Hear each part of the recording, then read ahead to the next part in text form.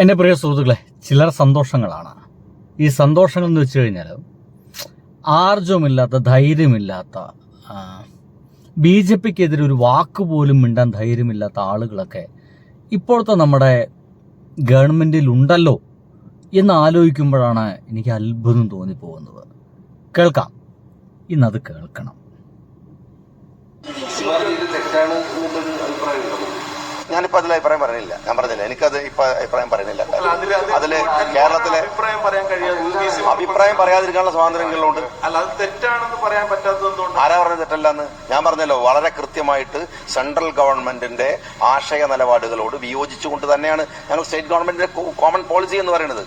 ആ നിലപാടുകൾ പറഞ്ഞുകൊണ്ടേയിരിക്കുന്നു. നിങ്ങൾ ഈ മൈക്കുമായിട്ട് വരുന്ന സമയത്തൊക്കെ നിങ്ങൾക്ക് താല്പര്യമുള്ള വിഷയം ഞാൻ പറഞ്ഞല്ലോ. ഞാൻ ഇവിടെ വന്നത് ഈ സമയത്തും അദ്ദേഹം VC-മാര് RSSന്റെ പരിപാടിയിൽ പങ്കെടുത്തത് ശരിയായില്ല എന്നുള്ള വർത്തമാനം കൃത്യമായിട്ടും KM ഷാജി പറഞ്ഞിട്ടില്ല. സ്വാഭാവികമായിട്ടും എന്തുകൊണ്ട് അങ്ങനെ പറയുന്നില്ല എന്ന് ചില ആളുകളൊക്കെ ചോദിക്കും. നാട്ടുകാരൊക്കെ പറഞ്ഞുകൊണ്ടിരിക്കുന്നത് KM ഷാജി എങ്ങാൻ VC-മാര് ഈ RSSന്റെ പരിപാടിക്ക് പങ്കെടുത്തത് ശരിയായില്ല എന്ന് പറഞ്ഞു കഴിഞ്ഞാൽ പിറ്റേ ദിവസം രാവിലെ കണ്ണു തുറന്ന് കാണേണ്ടി വരിക ED-മാരെ ആയിരിക്കുമോ എന്ന ഭയത്തിന്റെ പുറകിലാണ് ഇദ്ദേഹം ഇങ്ങനെ നിശബ്ദമായി ഇരിക്കുന്നത് എന്നൊക്കെ പല ആൾക്കാരും പറയുന്നുണ്ട്. ഞാൻ പറഞ്ഞിട്ടില്ല, ഞാൻ അങ്ങനെ പറയില്ല. അങ്ങനെ ഒരു നാട്ടുവർത്തമാനം നടക്കുന്നുണ്ട്. എൻ്റെ നെഞ്ചത്തേക്ക് വരണ്ട. നാവുണ്ടായ പോരാ എൻ്റെ പ്രിയ സുഹൃത്തുക്കളെ, നല്ല നട്ടല് വേണം.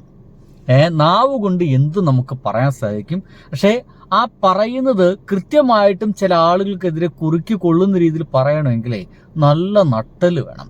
അതില്ലെങ്കിൽ പറയാൻ സാധിക്കില്ല. നല്ല ആർജവം വേണം, നല്ല രാഷ്ട്രീയ ബോധ്യം വേണം.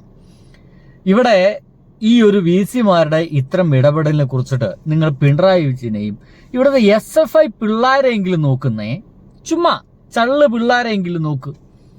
അവരൊക്കെ പച്ചയ്ക്ക് കട്ടയ്ക്ക് ആ ഒരു VC-മാര് അതിൽ പങ്കെടുത്തതിനെ കുറിച്ച് പറയുന്നുണ്ട്, പ്രതിഷേധം അറിയിക്കുന്നുണ്ട്.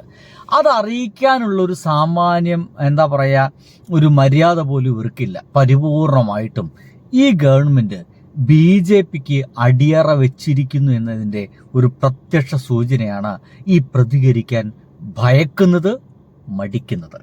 ഇനി വേറെ സുന്ദരമായ കാഴ്ച കണ്ടുവരുന്നത്, നമ്മുടെ ഈ ഒരു ഗവൺമെന്റ് ഒരു മീഡിയ എന്താ പറയുക, മീഡിയകളോടൊക്കെ ഭയങ്കര സ്നേഹത്തോടു കൂടി പെരുമാറുന്ന മീഡിയ സൗഹൃദ ഗവൺമെന്റാണ് ഇത് എന്നാണ് വെപ്പ്. ഒരു മീഡിയ സൗഹൃദം നിങ്ങൾക്ക് കാണിച്ചു തരാം. അതിങ്ങനെയാണ്.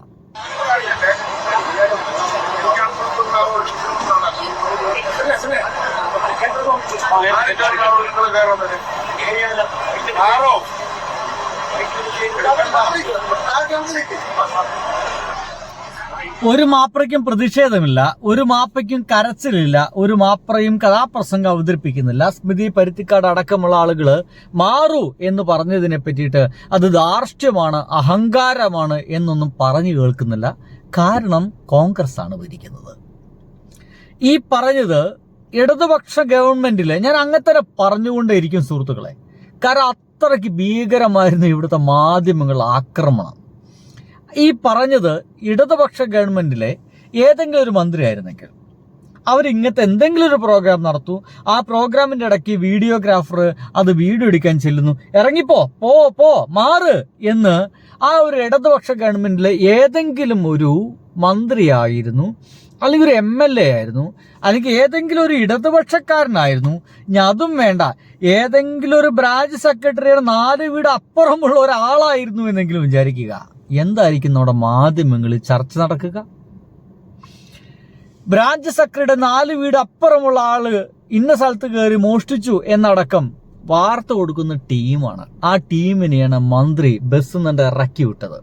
മാറ് എന്നുകൂടി അദ്ദേഹം പറയുന്നുണ്ട്. അത് ഇളിഭരായിട്ട് ഇളിച്ച് ഒരു നാണവും മാനവുമില്ലാതെ അത് കേട്ട് മാറി നിൽക്കുമ്പോൾ അത് ഇവർക്ക് ആർക്കും ഒരു പ്രശ്നവുമായിട്ട് തോന്നുന്നില്ല എന്നുള്ളതാണ് ഈ മാധ്യമങ്ങളുടെ രാഷ്ട്രീയം എന്ന് പറയുന്നത്. ഇനി കേട്ടോളൂ, കൃത്യമായിട്ട് കേൾക്ക്. അടുത്ത് പുറത്താക്കണേ.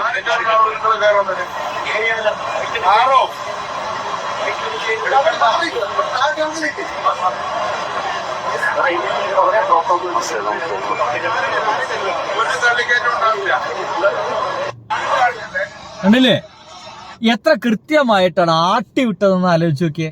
ഈ ആട്ടലിനെ കുറിച്ചിട്ട് എന്തെങ്കിലും ഒരു ചർച്ച ഇറക്കി വിട്ടത് ഏത് ക്യാമറമാനെയാണ്, ഏത് ചാനലിന്റെ ക്യാമറമാനെയാണ്?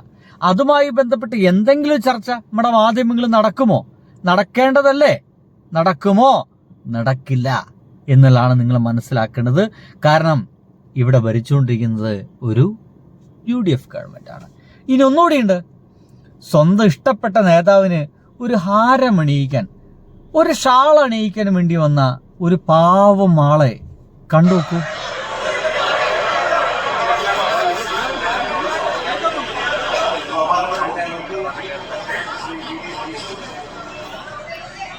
അപമാനിക്കപ്പെടൽ. സ്റ്റേജിൽ നമ്മുടെ മുഖ്യമന്ത്രിക്ക് ഒരു പൊന്നാട അണിയിക്കാൻ പോലും പറ്റുന്നില്ല. എന്താ ഈ മുഖ്യമന്ത്രി ഭാവങ്ങളൊക്കെ തീർന്നോ? അതെല്ലാം മാറിയോ? അതൊക്കെ പോയോ? ഓരോ ദിവസം കഴിയും തോറും ധാർഷ്ട്യവും അഹങ്കാരവും ഒക്കെ പുറത്തേക്ക് വരുന്ന പോലെ തോന്നുന്നുണ്ടല്ലോ. പിണറായി വിജയനായിരുന്നുവെങ്കിൽ പിണറായി വിജയന് എന്താ പറയാ, ഒരു മാലയിടാൻ പോലും സമ്മതിക്കുന്നില്ല. പിണറായി വിജയന്റെ ധാർഷ്ട്യം, വീട്ടിൽ പോയി ചോദിച്ചാൽ മതി എന്നതുപോലെ വീട്ടിൽ പോയി ഇട്ടാ മതി എന്നായിരിക്കുമോ പറഞ്ഞിട്ടുണ്ടായിരിക്കുക?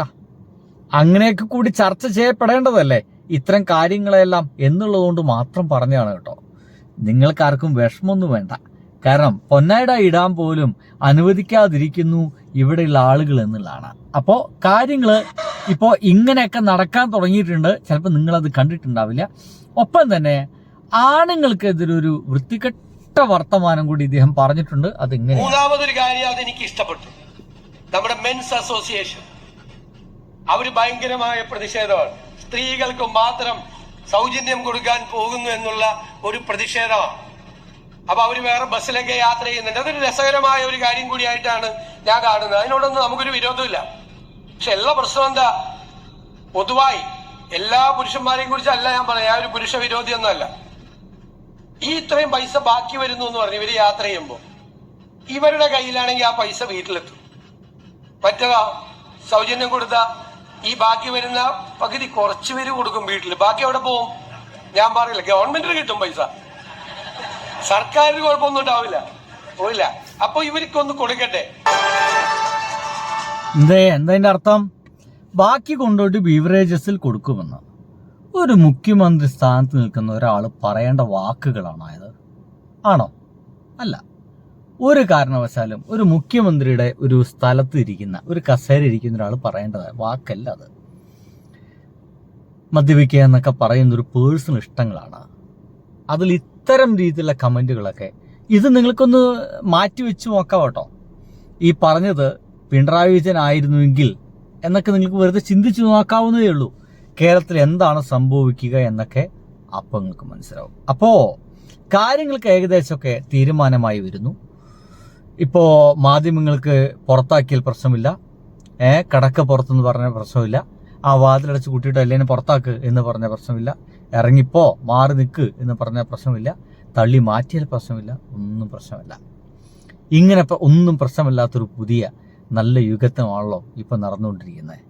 എല്ലാവർക്കും സ്നേഹാശംസകൾ. ബൈ.